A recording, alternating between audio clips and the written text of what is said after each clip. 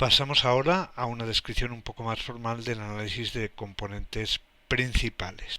Supongamos que tenemos una matriz de datos que denotaremos a partir de este momento con X. La matriz de datos tiene n filas y p columnas que corresponden a las medidas de p variables sobre n individuos, sobre una muestra de n individuos.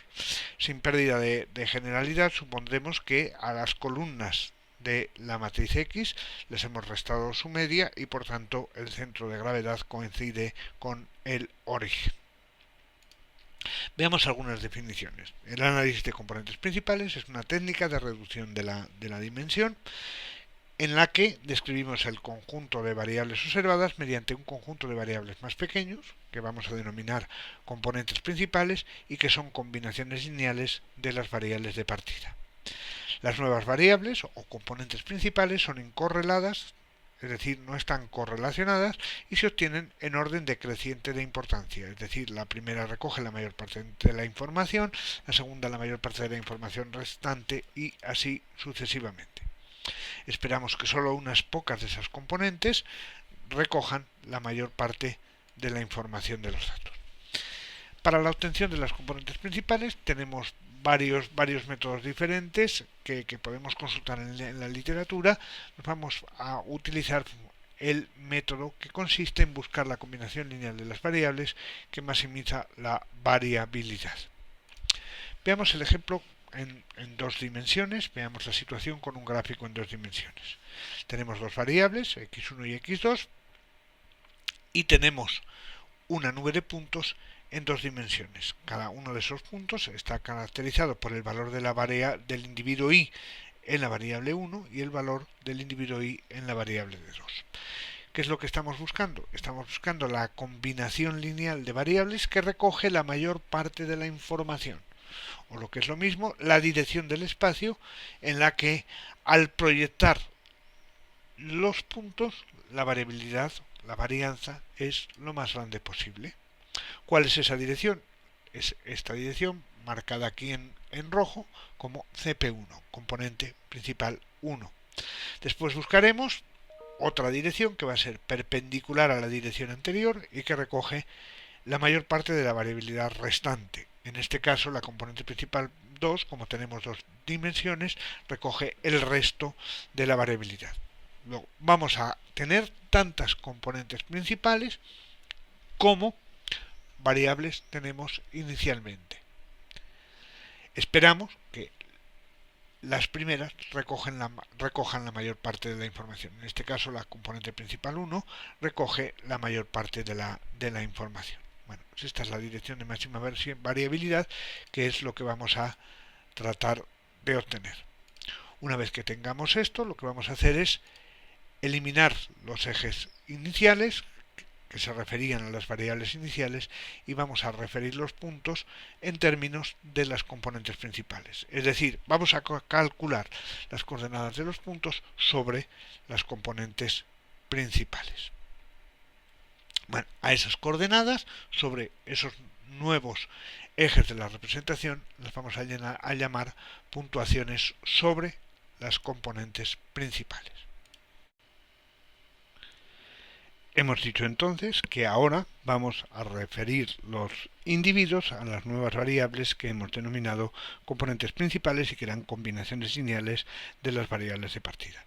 De esta forma, lo que vamos a obtener es que la coordenada, por ejemplo, del individuo y en la componente 1 es una combinación de los valores del individuo y en las variables 1 y 2 con coeficientes v11 y v21. Luego, v11 es el coeficiente de la variable 1 en la componente 1, v21 es el coeficiente de la variable 2 en la componente 1. Bueno, pues para la segunda componente tenemos coeficientes v12 y v22. Bueno, en general, ¿qué es lo que tenemos? Tenemos que, si denotamos con I sub j a cualquiera de las posibles componentes principales, la I sub j es una combinación lineal de las variables de partida. Bueno, la combinación lineal de coeficientes v1j, 2j, pj. Y la coordenada del individuo i en la componente j, pues es como habíamos visto antes para p variables en general. hacíamos la representación en dos dimensiones y vamos a ver un poquito cuál es la interpretación geométrica de esos coeficientes. ¿Qué son los coeficientes de la componente principal? Bueno, pues los coeficientes de la componente principal no son más que un vector en la dirección de la componente. Como veremos después, es necesario acotar un poco más la solución, puesto que tenemos infinitos vectores en la dirección de cada una de las posibles componentes y además el mismo vector con el signo cambiado, con diferentes signos, también está en la dirección. Luego la dirección es única, salvo el signo.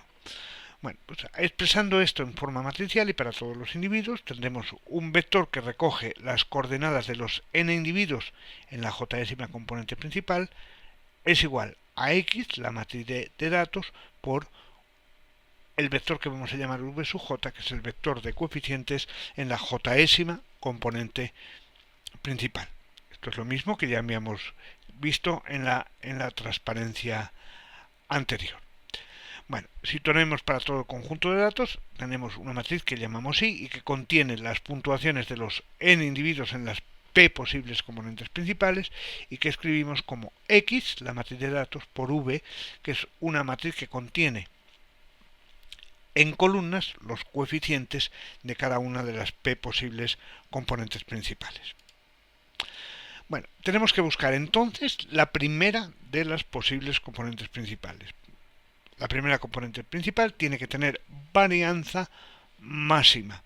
Bueno, como las variables originales habíamos dicho que tienen media cero, la componente también tiene media cero.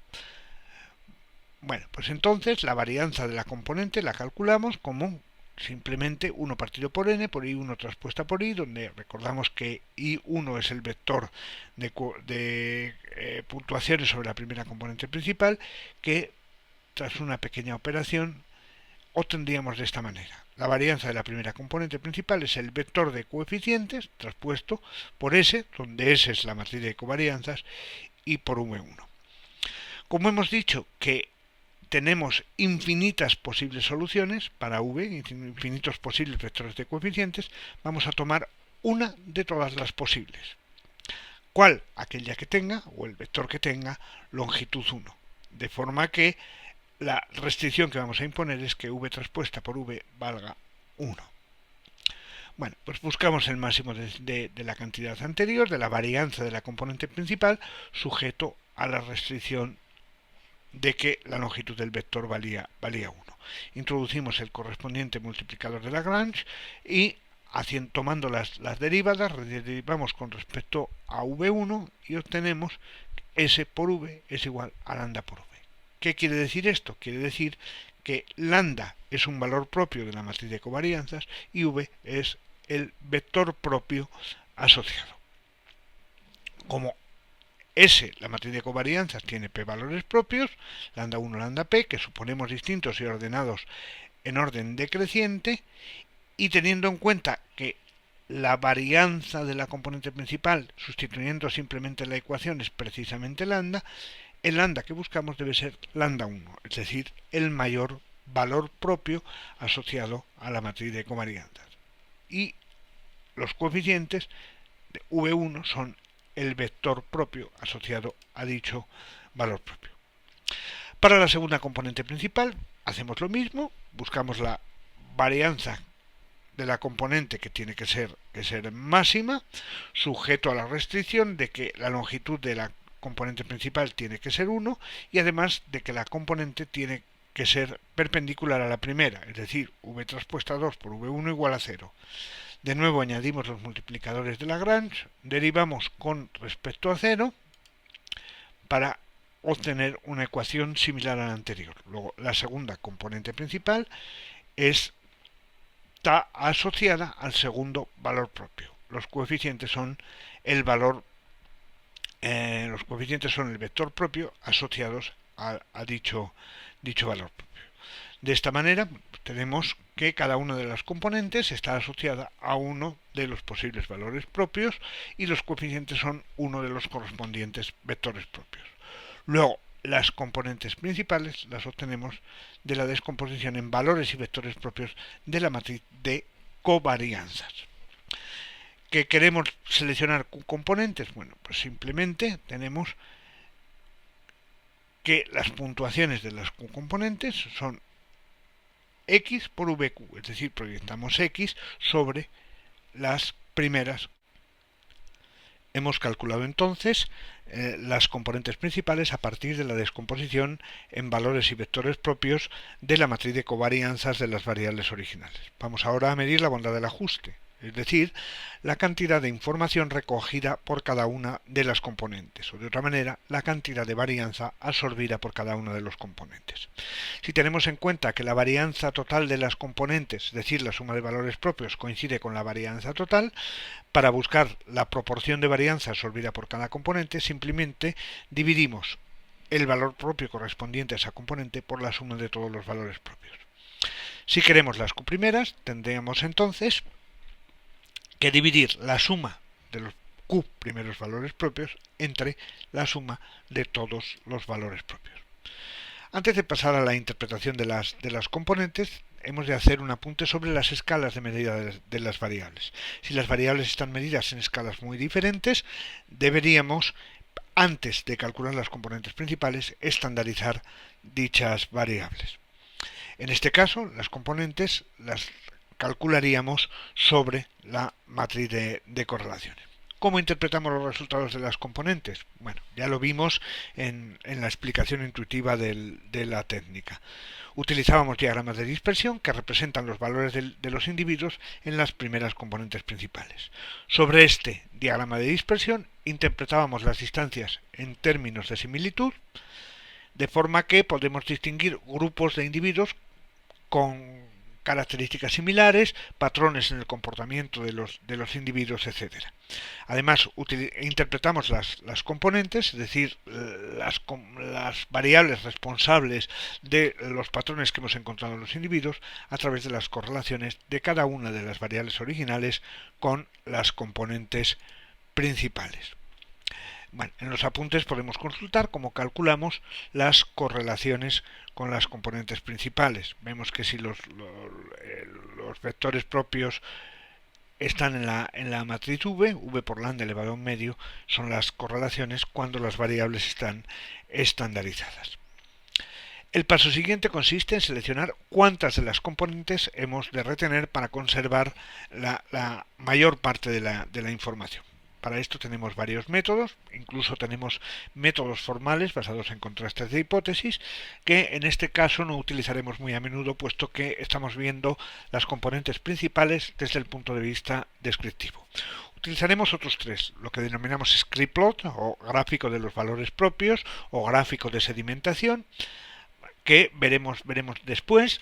También podemos seleccionar las componentes necesarias para explicar un determinado porcentaje de la varianza, por ejemplo el 75%, el 50%, depende del caso, o bien un número a priori elegido por el usuario a partir del conocimiento que tiene de sus datos. El script plot o gráfico de sedimentación, lo que hacemos es simplemente representar los valores propios en orden decreciente, y lo que hacemos es seleccionar el punto donde se produce el codo, a partir del cual se estabiliza más o menos el valor de los valores propios, y hasta ahí recogemos